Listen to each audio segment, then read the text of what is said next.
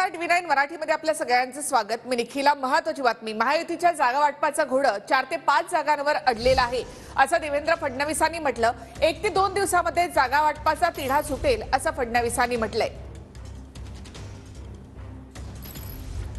तुम्ही म्हणता अशा 4-5 जागांवर आमचं अडलेलं आहे। काय असतं की एक जागा अडली की 3 जागा अडतात, कारण मग ही यांची असेल तर ती त्यांची असते।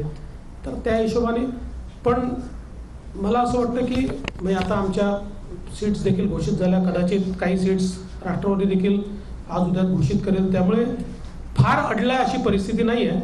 थोडंसं अडलाय, 1-2 दिवसात सॉल्व्ह करू।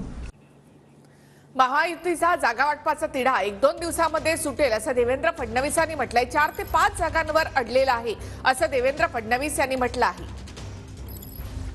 आणखी एक महत्त्वाची बातमी आपण पाहूयात। मनसेसोबत आमच्या बैठका झाल्या आहेत असं देवेंद्र फडणवीसांनी म्हटलं। मनसेसोबतच्या युतीचा निर्णय अद्याप झालेला नाही असंही देवेंद्र फडणवीसांनी स्पष्ट केलं आहे।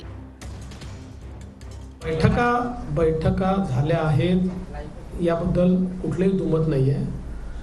शेवटी आपण लोकसभा निवडणुकीला जातो त्यावेळेस सगळ्या प्रकारच्या शक्यता अशक्यता, काय करू शकतो काय नाही करू शकत याच्या चर्चा होतात। मी आज एवढंच सांगेल की अद्याप कुठलाही निर्णय आमचा त्या संदर्भातला नाही।